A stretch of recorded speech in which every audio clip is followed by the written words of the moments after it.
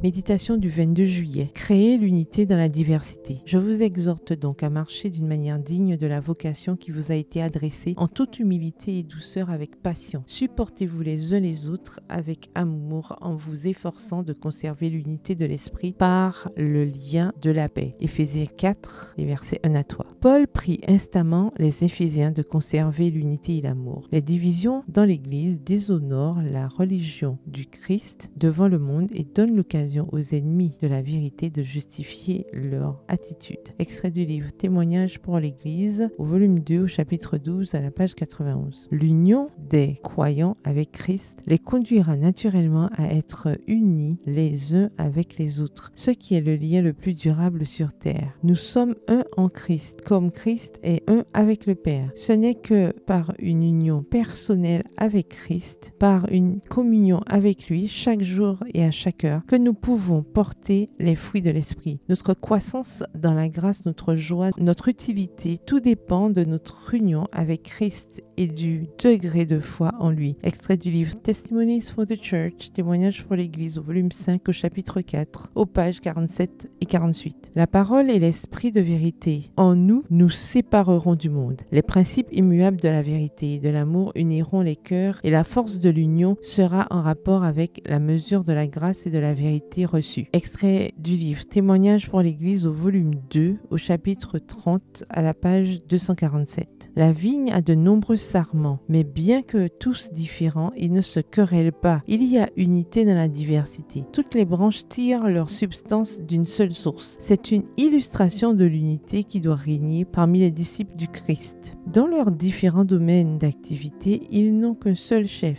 Le même esprit agit à travers eux de diverses manières. L'action est harmonieuse, bien que les dons diffèrent. Dieu appelle chacun à accomplir la tâche qui lui est assignée selon l'aptitude qu'il a reçue. Extrait du livre SDA Bible Commentary, le commentaire biblique adventiste, au volume 6, le chapitre 1 Corinthiens 12 à la page 1090. Le seul caractère que nous ayons à former, c'est celui du Sauveur. Si nous possédons ce caractère, nous travaillerons ensemble pour lui. Le Christ en nous répondra au Christ en nos frères et le Saint-Esprit produira cette union des cœurs et des actes qui attestera au monde que nous sommes enfants de Dieu. Le monde a besoin de voir ce miracle. Les cœurs unis par l'amour du Christ. Extrait du livre Témoignages pour l'Église, au volume 3, au chapitre 68, à la page 457. Bonne soirée, que l'Éternel vous bénisse.